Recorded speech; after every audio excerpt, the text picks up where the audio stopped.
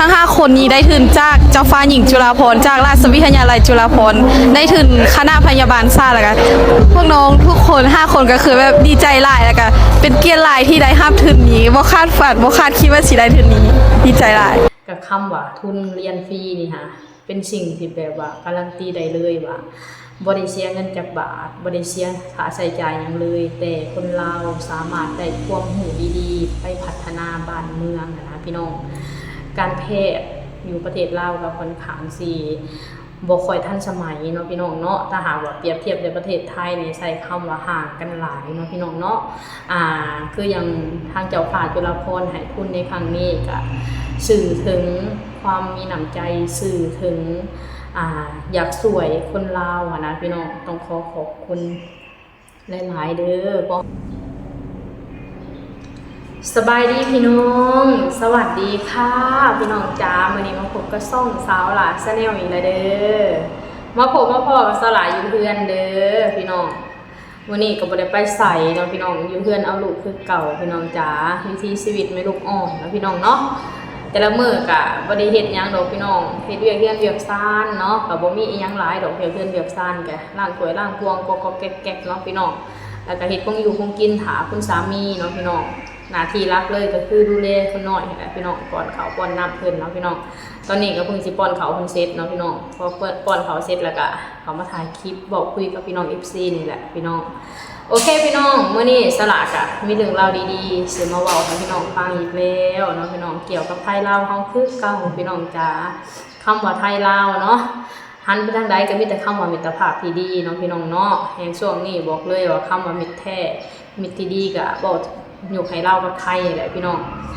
บอกว่าที่เป็นด้านเศรษฐกิจบอกว่าที่เป็นด้านประชาชนบอกเลยทุกมื้อนี่มีแต่คำว่าหักมันกลมเกลียวเนาะบอกถึงเราและไทยสละเห็นแล้วก็อยากนำเสนอเรื่องราวดีๆให้พี่น้อง FC ได้เบิ่งได้เห็นเนาะพี่น้องคำว่าลาวกับไทยนี่บอกเลยว่าเป็นบ้านพี่เมืองน้องที่ใกล้เคียงกันที่สุดเนาะพี่น้องบ่ว่าสิเป็นวัฒนธรรมบ่ว่าสิเป็นการปากเว้าบ่ว่าสิเป็นการอยู่การกินเนาะพี่น้องเนาะไทยลาวเฮานี่ใกล้เคียงกันที่สุดแล้วในโลกใบนี้เนาะพี่น้องเนาะโอเคพี่น้องสละก็ได้ไปเห็นคลิปนึงเกี่ยวกับนักศึกษาลาวเนาะพี่น้องสละอยากนำเสนอแห่งคลิปนี้นะพี่น้องสละเห็นแล้วสละภาคภูมิใจสละปลื้มปิติในสิ่งที่คนไทยมอบให้เนาะพี่น้องเนาะทุนการศึกษาจากเจ้าฟ้าจุฬาภรณ์ของประเทศไทยเนาะพี่น้อง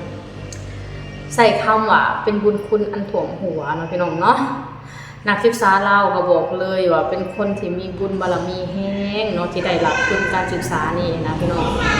การศึกษาแพทย์เนาะพี่น้องเนาะอยู่ที่โรงพยาบาลจุฬาภรณ์เนาะพี่น้องสลาเอาไปเห็นคลิปนี่บอกเลยสลาดีใจแทนคนเราทั้ง20คนเนาะที่ได้รับทุนการศึกษานี่นะพี่น้องเป็นใบเบิกทางที่สำคัญเลยก็ว่าได้เนาะถ้าหากว่าเรียนจบมานะบอกเลยแบบเป็นหมอเป็นแพทย์ที่มีคุณภาพเนาะแห่งได้รับทุนจากเจ้าฟ้าจุฬาภรณ์นะพี่น้องได้ไปเรียนอยู่ประเทศไทยเลยบอกเลยว่าเป็นหมอเป็นพยาบาลที่มีคุณภาพเลยก็ว่าได้นะพี่น้องโอเคพี่น้องเดี๋ยวเราไปเบิ่งคลิปกันก่อนเนาะหลังจากที่เบิ่งคลิปกันแล้วเราสิมาเว้ากันในมุมของสละเนาะพี่น้องบอกเลยว่าตื่นตันใจดีใจเนาะพี่น้องเนาะโอเคพี่น้องสละก็ต้องขออนุญาตตัวของคลิปเด้อขออนุญาตมานำเสนอเรื่องราวต่อเนาะพี่น้องไปเดี๋ยวเราไปเบิ่งคลิปกันเลยพวกเขาทั้ง5คนนี้ได้ทุนจากเจ้าฟ้าหญิงจุฬาภรณ์จากราชวิทยาลัยจุฬาภรณ์ได้ทุนคณะพยาบาลศาสตร์แล้วก็พวกน้องทุกคน5คนก็คือแบบดีใจหลายแล้วก็เป็นเกียรติหลายที่ได้รับทุนนี้บ่คาดฝันบ่คาดคิดว่าสิได้ทุนนี้ดีใจหลายเอาไว้วันนี้ค่ะมีความสุขหลายที่ได้มาเข้าร่วมงานปีใหม่กับทางสถานทูตเป็นเกียรติหลายแล้วน้องๆมาจากที่ไหนบ้างพี่ชื่อไม่ได้แล้วเนี่ยมาจากแขวงไหนเนี่ยมาจากสวรรณเขตสวรรณเขตค่ะหนูชื่อเมย์แล้วยังนะคะมาจากเชียงขวางค่ะมาจากเชียงขวางคุณและน้องคุณพี่คุณน้องคนนี้ละ น้องมาจากนครหลวงเวียงจันทร์อ๋อโดยน้องมาจากเขตเวียงจันทร์แขวงเวียงจันทร์นครหลวงเวียงจันทร์นครหลวงเวียงจันทร์แต่พี่จำได้ว่าทั้งหมดมีด้วยกัน20คนใช่ไหมกี่คนเอ่ย18คนตอนนี้เป็นตัวแทนมา5คนใช่ค่ะเพื่อมาช่วยงานสถานทูตเหรอโดยแล้วเรียนเป็นยังไงบ้างถามหน่อยเรียนมาเรียนที่นี่กะได้ปรับตัวมันอยู่ในช่วงปรับตัวที่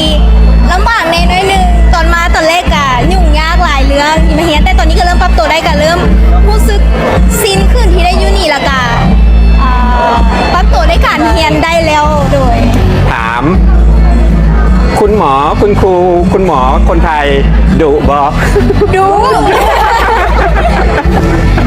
คุณหมอโรงพยาบาลจุฬาภรณ์ดุเด้อ แต่ใจดีใจดูใจดี แต่ใจดีดีแลกันมากเลยโอ้แล้วทั้งหมดนี้นักเรียนประมาณกี่คนอะ สำหรับ ทั้งหมดเลยเยอะเลย เยอะเลยเยอะ เป็นร้อยเลย ใช่ อ๋อแล้วมีคนลาวอยู่ประมาณ18 คน โดย อืมนี่น้องเรียนไปประมาณนานหรือยังครับนี่ โดนแล้ว ประมาณได้9 เดือนแล้ว 40จบปีหนึ่งแล้ว เดือนหน้าก็เสียงมินเทอม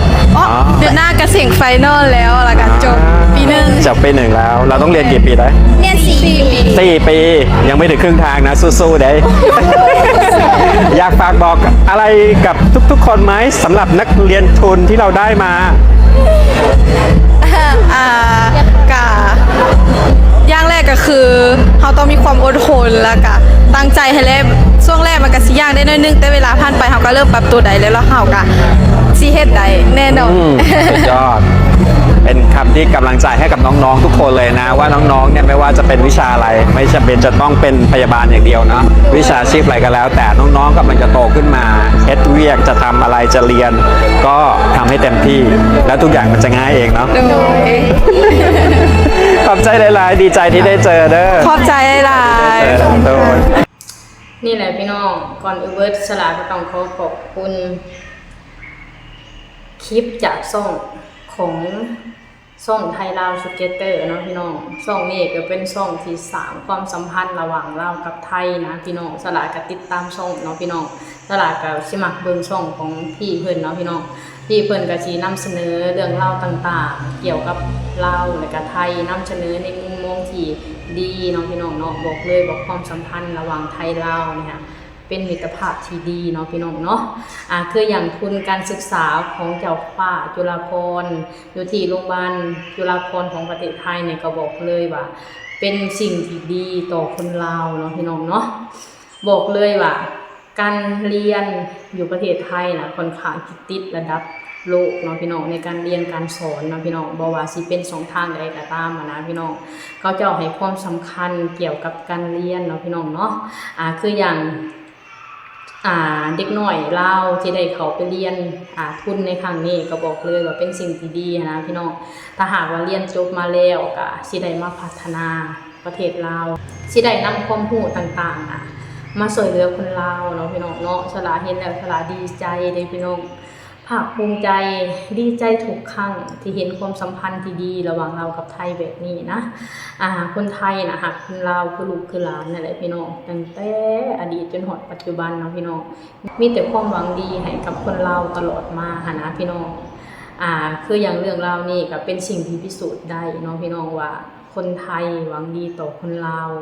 คนไทยหักคนลาวคือลูกคือหลานเนาะพี่น้องกับคำว่าทุนเรียนฟรีนี่ค่ะเป็นสิ่งที่แบบว่าการันตีได้เลยว่าบ่ได้เสียเงินจากบาทบ่ได้เสียค่าใช้จ่ายหยังเลยแต่คนลาวสามารถได้ความรู้ดีๆไปพัฒนาบ้านเมืองนะพี่น้องการแพทย์อยู่ประเทศลาวก็ค่อนข้างสิบ่ค่อยทันสมัยเนาะพี่น้องเนาะถ้าหากว่าเปรียบเทียบในประเทศไทยนี่ใช้คำว่าห่างกันหลายเนาะพี่น้องเนาะคืออย่างทางเจ้าฟ้าจุฬาภรณ์ให้ทุนในครั้งนี้ก็สื่อถึงความมีน้ำใจสื่อถึงอยากสวยคนลาวนะพี่น้องต้องขอบคุณหลายๆเด้อขอให้พระองค์ท่านจงมีสุขภาพที่แข็งแรงขอให้พระองค์ทรงพระเจริญยิ่งยืนนานพี่น้องในฐานะคนลาวคนหนึ่งบอกเลยว่าปรับปลื้มและก็ดีใจเนาะพี่น้องเนาะเห็นความสัมพันธ์เรากับไทยเป็นแบบนี้บอกเลยว่าปลื้มปิติหาที่เปรียบบ่ได้เนาะพี่น้องเนาะเพราะฉะนั้นนักศึกษาก็พากันสู้ๆเด้ออย่าเฮ็ดให้เพิ่นผิดหวังเนาะในเมื่อเพิ่นมอบโอกาสดีๆแบบนี้ให้เฮาแล้วเฮาก็จงเฮ็ดให้ได้แล้วก็เอาความสำเร็จกลับมาประเทศลาวแล้วก็ช่วยพัฒนาการแพทย์อยู่ที่ประเทศลาวให้ได้คือประเทศอื่นเนาะพี่น้องเนาะโอเคพี่น้องสำหรับคลิปนี้สละก็สิขอจบคลิปจำนี้ก่อนเด้อขอให้พี่น้องทุกคนกดไลค์กดแชร์กดติดตามสละแน่เด้อสบายดีสวัสดีค่ะ